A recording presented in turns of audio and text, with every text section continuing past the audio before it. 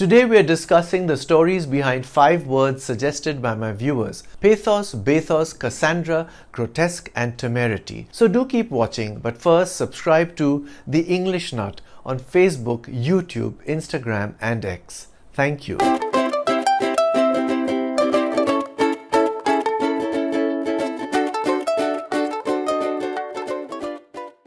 Pathos is a word that resonates with deep emotion and empathy. Pathos is the quality in art, literature and life that evokes feelings of pity or sadness. The word pathos comes from the Greek word pathos, meaning suffering or experience.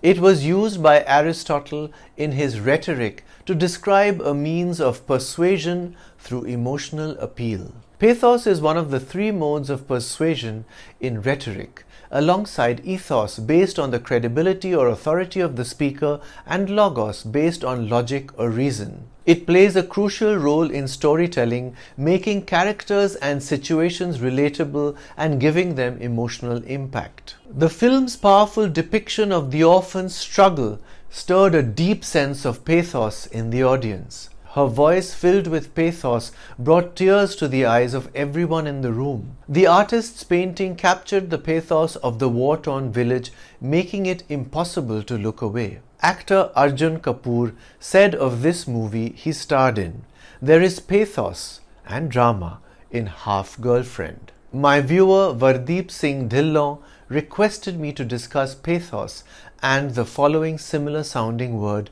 bathos. Though the word bathos sounds similar to pathos, the two are unrelated. Bathos refers to an abrupt transition from the sublime to the trivial, often resulting in a humorous effect. The word bathos originates from the Greek word bathos, meaning depth.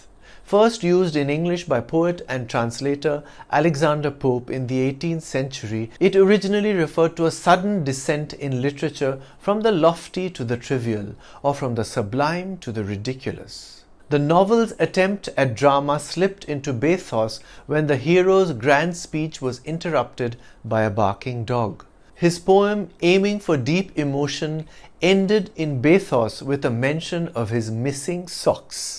The play's climax turned into bathos when the tragic moment was spoilt by an unplanned pratfall.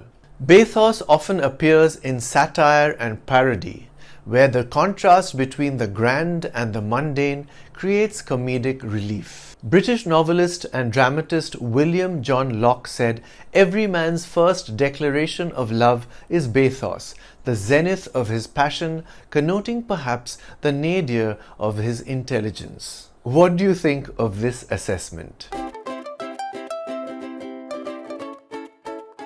Now let's explore Cassandra, a name that has become synonymous with prophetic insight that goes unheeded. The name Cassandra comes from Greek mythology. It is derived from the Greek name Cassandra.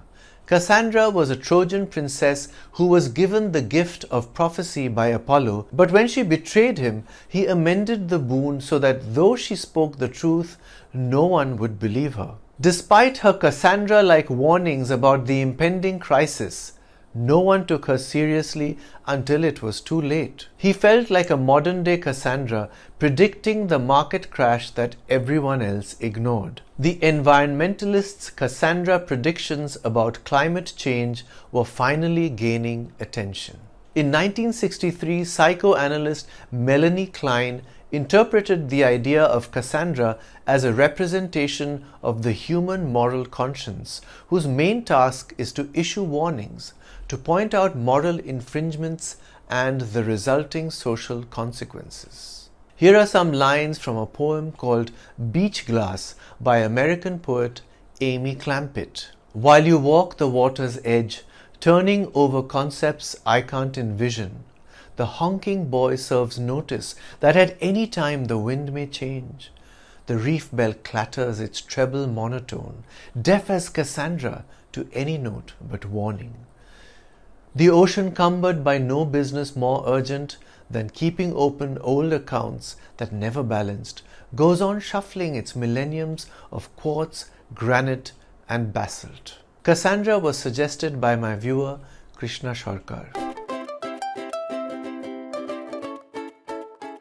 Grotesque is a word that conjures images of the strange, the distorted, and the unsettling. The word grotesque comes from the Italian grotesca, which means of a cave. It refers to the bizarre and fantastical decorations found in the grottos or caves of ancient Roman ruins. The artist's grotesque sculptures evoked both fascination and revulsion. The novel's descriptions of the grotesque creatures lurking in the shadows sent chills down the reader's spine. His grotesque sense of humor often left his friends bewildered. The American journalist and essayist H.L. Mencken said, "Every man sees in his relatives, and especially in his cousins, a series of grotesque caricatures of himself."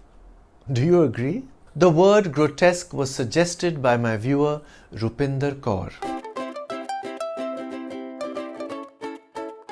Temerity is a word that embodies reckless boldness and daring. Temerity comes from the Latin temeritas, meaning rashness or recklessness, and it often carries a connotation of audacity and fearlessness. His temerity in challenging the status quo earned him both admirers and enemies. She had the temerity to question the professor's outdated theories in front of the whole class. The explorer's temerity led him to venture into uncharted territories. Frederick the Great, the King of Prussia, said theologians are all alike, of whatever religion or country they may be. Their aim is always to wield despotic authority over men's consciences. They therefore persecute all of us who have the temerity to tell the truth. What do you think of this king's assertion? Temerity was suggested by my viewer Amita Shetty. Today we've journeyed through the emotional depths of Pathos, laughed at the unintentional humor of Bathos, heeded the warnings of Cassandra, shuddered at the grotesque, and admired the daring of Temerity. Let me know your thoughts about these words in the comments. Until next time, keep exploring, keep learning, and keep falling in love with the English language. I'm the English Nut. Bye for now.